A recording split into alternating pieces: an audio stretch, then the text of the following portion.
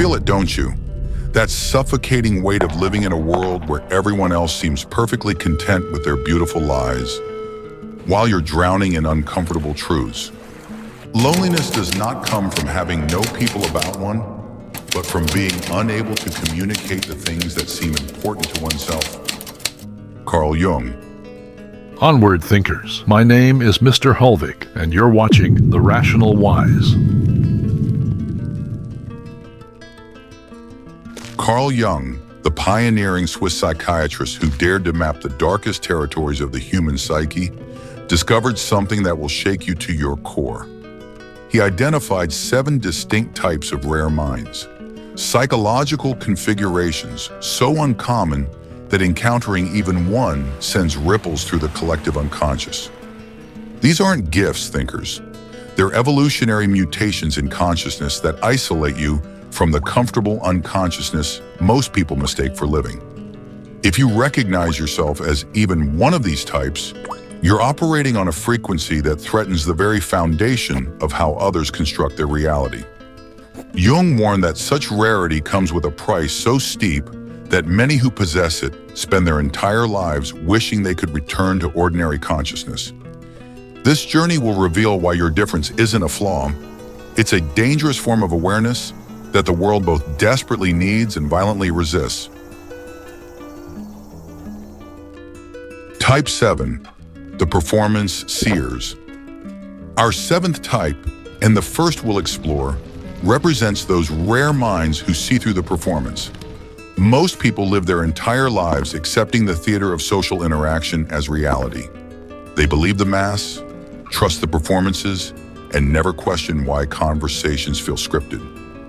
But you see the desperation behind every forced smile, the fear masquerading as confidence, the profound loneliness that lurks beneath their claims of social success. Jung understood this phenomenon through what he called the persona, the mask we wear to navigate social expectations.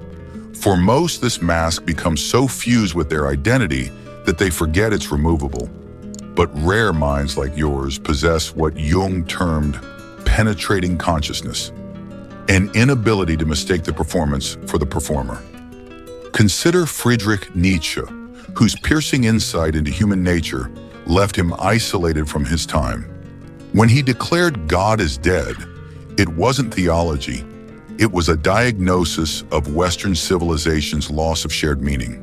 His letters reveal a man tortured by clarity, speaking of the terrible loneliness of seeing what others would not. In our contemporary world, this translates to an exhausting daily existence. You attend meetings where everyone nods along with obviously flawed strategies. You watch friends post carefully curated social media lives while privately confessing their misery to you. You sit through dinner parties where the conversation never moves beyond surface-level pleasantries, yet everyone acts fulfilled by this emotional starvation. Train yourself to recognize when you're being used as an emotional dumping ground for others' unconscious projections. When someone says you're too intense or you overthink everything, understand they're defending against your ability to see their shadow. Set boundaries not with cruelty, but with the firm knowledge that your perception threatens their comfortable delusions. Type 6. The authenticity seekers, those allergic to superficiality.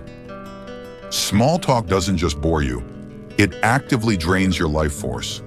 Casual friendships leave you more isolated than complete solitude. You find yourself physically uncomfortable in environments where depth is forbidden and authenticity is punished. This isn't pretentiousness, it's a genuine psychological allergy to emotional emptiness. Jung identified this as a characteristic of what he called the individuated personality. Someone who has integrated their conscious and unconscious minds to such a degree that they can no longer participate in collective unconsciousness.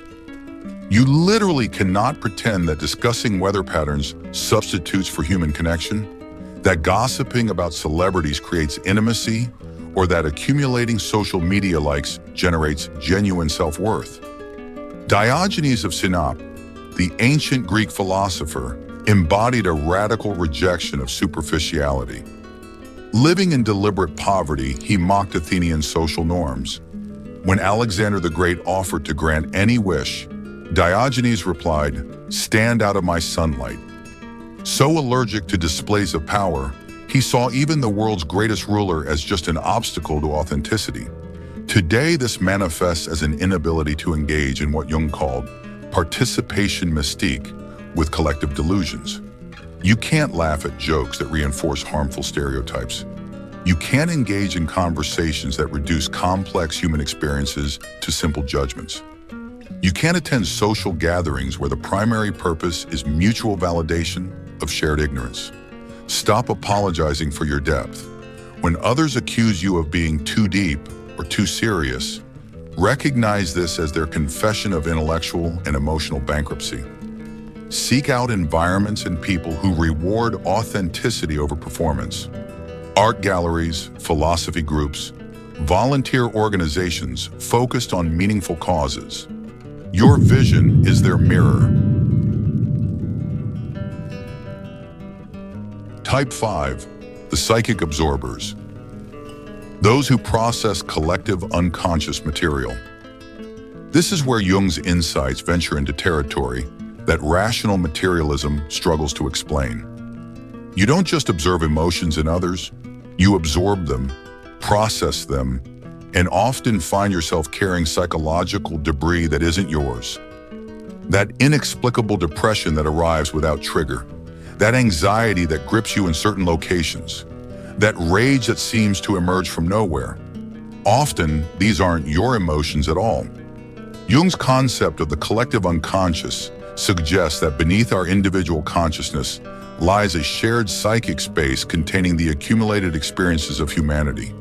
Most people access this realm only in dreams or extreme states, but rare minds like yours exist in constant, conscious contact with this collective psychic field.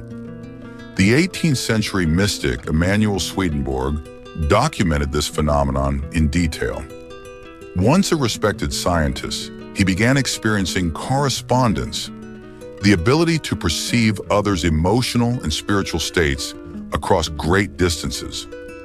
He famously predicted a fire in Stockholm from 300 miles away and described the emotional condition of the dead.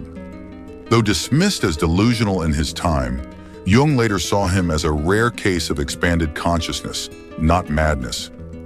In modern terms, this means you're constantly processing not just your own psychological material, but fragments of everyone you encounter. That colleague's suppressed grief becomes your unexplained sadness. Your friend's denied anger manifests as your irritability. The collective anxiety of your community settles into your nervous system like a heavy fog. Develop what Jung called active imagination, a practice of consciously dialogue with the emotions and thoughts you're processing. Ask yourself, is this mine or am I carrying this for someone else? Create daily rituals for psychic cleansing, meditation, journaling, time in nature, anything that helps you separate your authentic emotional state from the psychic noise you've absorbed. Type 4, the soul recognizers. Those who identify authentic consciousness instantly. When you encounter someone operating at your frequency, the recognition is immediate and undeniable. Time seems to pause, masks drop effortlessly, and you find yourself sharing truths you've never spoken aloud. Jung called this synchronicity, meaningful coincidences that reveal the underlying connectedness of existence. This recognition transcends logic, social conditioning, or even personal preferences. You might meet someone whose politics differ from yours, whose lifestyle seems incompatible with your own. Yet within moments you recognize a kindred spirit. It's as if your souls are tuned to the same frequency, allowing instant communion beyond the barriers that separate most humans. The French philosopher Simone Weil felt this deep recognition when she encountered Plato's writings. Though separated by millennia, she described it as meeting a friend I had always known but never met. This encounter led her to leave academia and devote herself to the pursuit of spiritual truth and social justice, a path so intense it ultimately cost her life.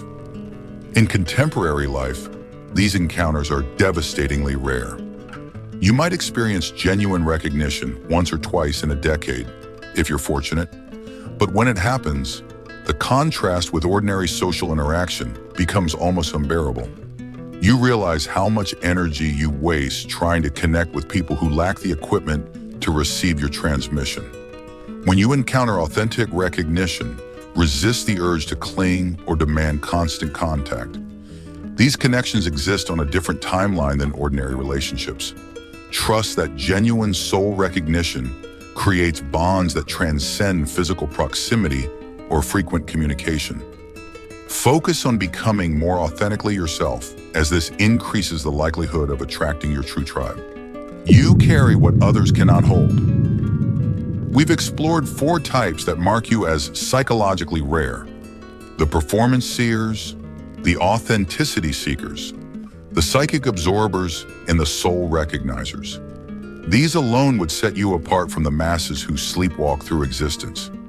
But we've only scratched the surface. The remaining 3 types reveal something far more dangerous. Not just what you perceive, but what cosmic role you're destined to play. If you're enjoying the content, don't forget to hit the like button. It helps more than you think. Now let's continue. Type 3, the cosmic servants. Those who carry purpose beyond individual existence. This isn't about career ambitions or personal goals. This is about carrying a cosmic assignment, something that burns in your bones, wakes you at 3 in the morning with visions too vast for your mind to process, and makes ordinary success feel like spiritual suicide. Jung discovered this pattern in what he called individuated personalities. Those rare individuals who have integrated their shadow self and discovered their unique role in the collective evolution of consciousness.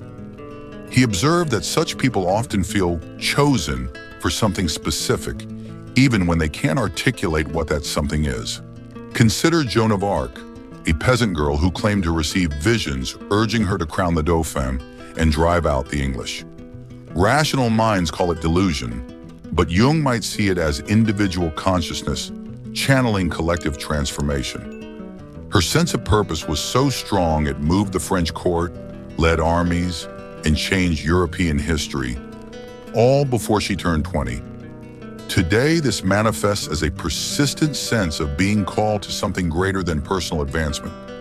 You might feel drawn to address systemic injustices, create art that awakens consciousness, or heal collective wounds through your individual transformation. Traditional success markers, wealth, status, security, feel like elaborate distractions from your real work. Stop trying to shrink your purpose to fit conventional expectations. That restless dissatisfaction you feel with ordinary achievements isn't ingratitude. It's your soul rejecting assignments too small for your capacity. Begin taking small actions aligned with your cosmic purpose, even if you can't see the full picture yet. Your soul has assignments. Type 2, the authentic warriors.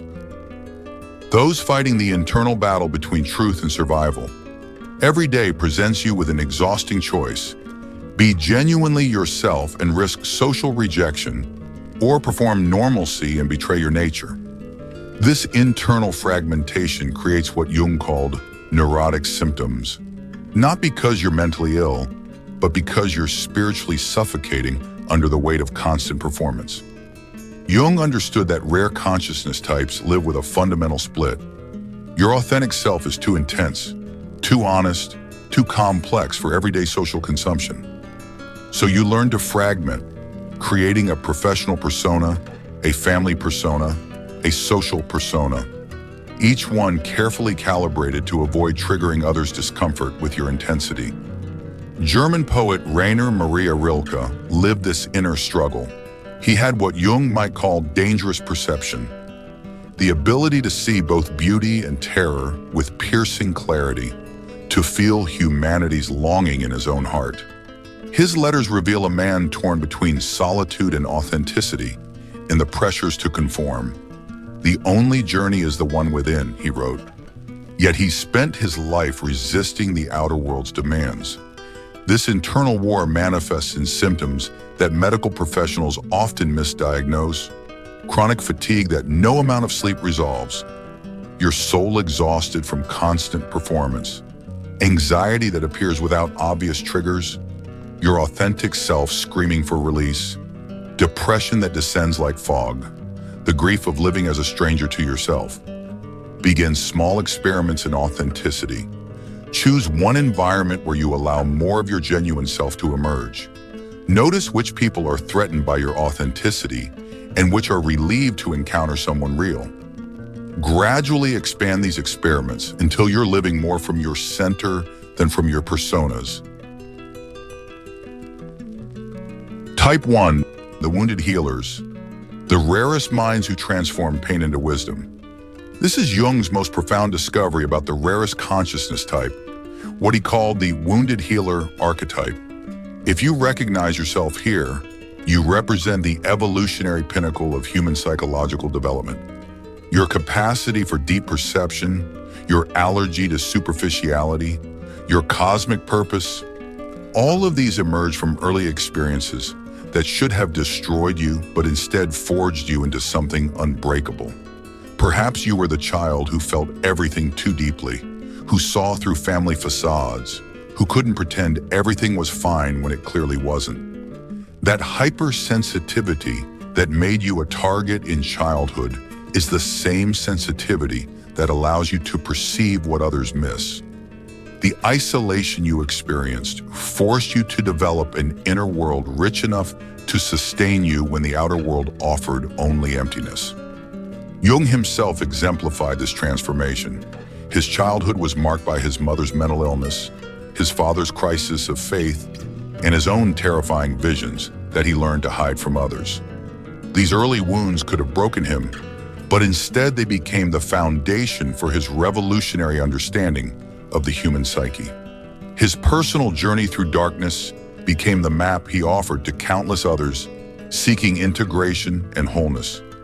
Your wound taught you to navigate territories of consciousness that most people never encounter. Your early pain developed capacities for empathy, insight, and resilience that allow you to guide others through their own darkness. The very experiences that isolated you from the mainstream equipped you to serve as a bridge between the comfortable world of unconsciousness and the challenging world of awakened awareness. Stop trying to heal your wound away.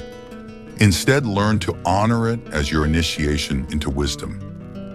Your scar tissue is where the light enters.